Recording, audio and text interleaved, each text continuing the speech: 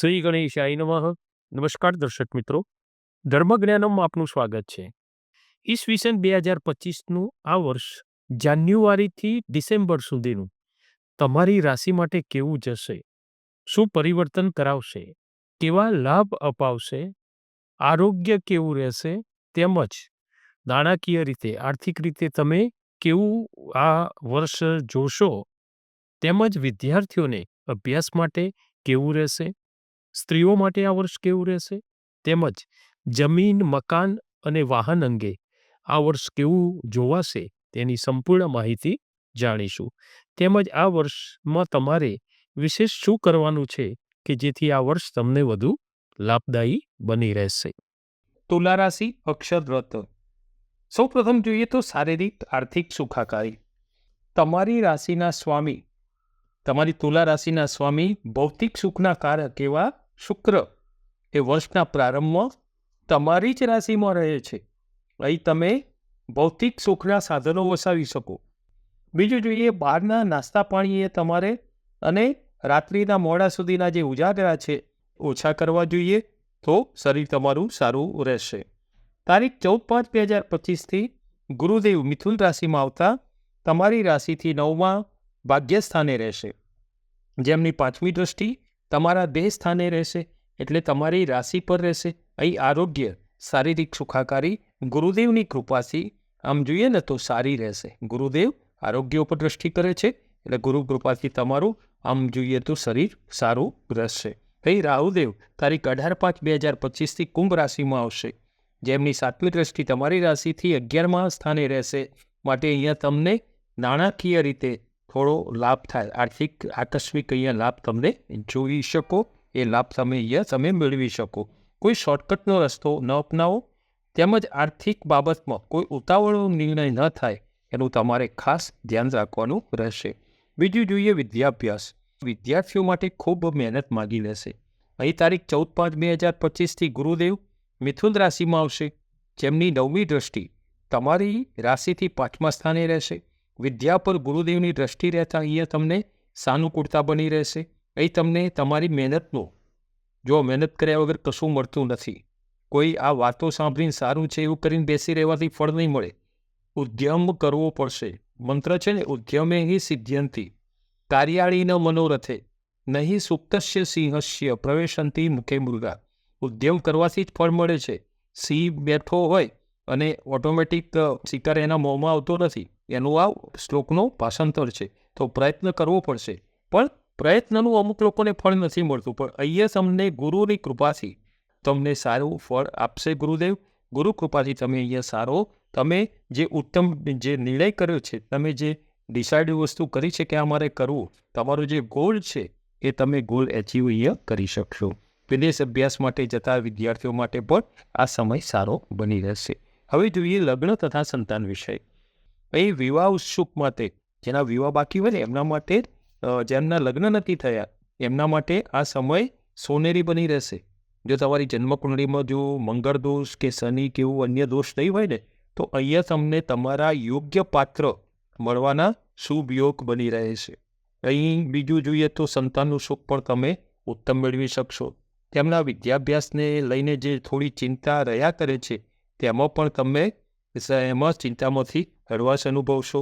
એમનું સારું પરફોર્મન્સ જોઈ તમને, એમનો પ્રોગ્રેસ જોઈ તમને ધીરે ધીરે ચિંતા ઓછી થતી હોય એવું અનુભવશો. તમારા સંતાન માટેનો આ સમય પ્રગતિકારક છે. તેમના લગ્નની ચિંતા જો તમારે હશે, એ પણ આ સમયે તેમને યોગ્ય પાત્ર મળતા ચિંતા પણ હળવી થઈ શકશે. હવે જોઈએ ચોથું ભાગ્યોદય. તારીખ 14/5/2025થી દેવગુરુ મિથુન રાશિમાં આવશે, જે તમારી રાશિથી 9મા ભાગ્યસ્થાને રહેશે. 9મા ભાગ્યભાવમાં ગુરુ સારું ફળ આપે. અહીં ધાર્મિક યાત્રા, ગુરુદેવની એક જ વસ્તુ, ધાર્મિક યાત્રા કરાવે, ધાર્મિક વિધિ વિધાન કરાવે, ધર્મ પ્રત્યે આસ્થા વધારે. તમારી ધર્મ પ્રત્યે આસ્થા અહીંયા વધી શકે. ગુરુનો સંબંધ દાદા દાદી સાથે હોવાથી અહીંયા તેમનો હેદભાવ મળી શકે, એમના આશીર્વાદ અહીંયા તમે મેળવી શકો. રાહુદેવ તારીખ 18/5થી કુંભ રાશિમાં આવતા, જેમની 7મી દ્રષ્ટિ તમારી રાશિથી 11મા લાભસ્થાને રહેતા, અહીં નોકરી વ્યવસાયમાં પણ થોડી સાવચેતી રાખવી જરૂરી બને. તમારો જે સ્ટાફ હોય ને અને ઉપરી અધિકારીઓ હોય, એમના સાથે થોડું સમજી વિચારીને આપણે વાદ વિવાદમાં ન ઉતરે. આ સમય એવો છે એટલે એ તમારે જે પ્રોગ્રેસમાં હરીફ વર્ગ હોય તમારા સ્ટાફના ને બધું એમનાથી થોડું સાવધાની રાખવી, સાવચેતી લેવી. એ ભાગીદારી વ્યવસાયમાં પણ સંબંધ ન બગડે એની કાળજી રાખવી. અહીં એક પછી એક સમસ્યા ઊભી થઈ શકે છે. તમારી તુલા રાશિનું વ્યક્તિત્વનો પહેલો વિડીયો આપણે કર્યો છે ને એમાં કહેલું છે કે તમે જે છે ને તમારી રાશિનો ગુણધર્મ તમે કેવા છો એવો વિડીયો કરેલો છે. એમાં કહેલું છે કે તમે ન્યાયપ્રિય છો. તમે સાચા હોય ને તો ગમે તેવું ઘરના ગમે તેવા વ્યક્તિ હોય ને તોય તમે સ્પષ્ટ કહી દો છો કે આ થશે, આ નહીં થાય. તો આ ન્યાયપ્રિય, કેમ કે તમારી રાશિનું જે ચિહ્ન છે ને એ ત્રાજવું છે એટલે બહુ જ પરફેક્ટ ન્યાયપ્રિય તમે છો. એના લીધે તમે સ્પષ્ટ બોલો છો. એ કોઈ પણ વ્યક્તિને સ્પષ્ટ કહી દેવું, સાચું કહી દેવું એ ગમતું નથી હતું. બધા કહે ખરા કે સાચું કરો, આ કરો, પણ સાચું જ્યારે આવે ને ત્યારે સાંભળવું કોઈને ગમતું. એનાથી તમારા સંબંધોમાં ખટાશો આવી શકે, તમારે સંબંધો બગડી શકે છે, જે તમને તમારા ખરાબ સમયમાં પણ સાથ સહકાર આપતા નથી. તમને જ્યારે જરૂર પડે, તમારો સમય આવ્યો હોય કે ભાઈ એમની હેલ્પ મેળવવી છે, ત્યારે એ સાથ આપતા નથી. આથી તમારું કામ આ સ્વભાવને લઈને, તમારા સ્વભાવને લઈને બગડી શકે છે. હવે પાછું જોઈએ સ્થાવર મિલકત વિષય.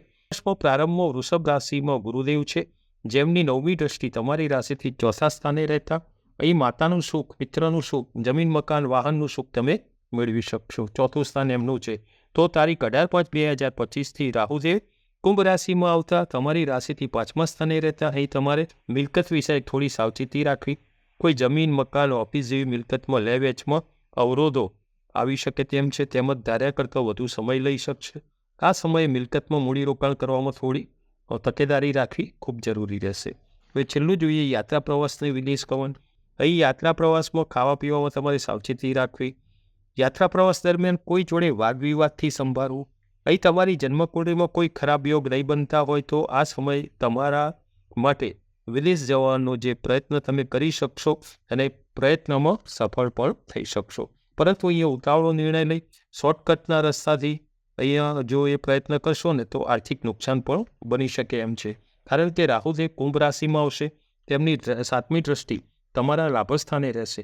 અહીં તમારે શિવ પૂજા કરવી, મહાદેવજીના દર્શન કરવા, શક્ય હોય તો શિવ યજ્ઞ કરાવો અને ઓમ નમઃ શિવાય પંચાક્ષર મંત્રનો જાપ કરો. તો રાહુદેવ એનાથી એમનું રાહુદેવનું જે અશુભ તત્વ છે, અશુભ ફળ છે, તે શિવજીની પૂજા ભક્તિથી એનું અશુભ ફળ દૂર થશે અને એમાં તમે રાહત અનુભવશો.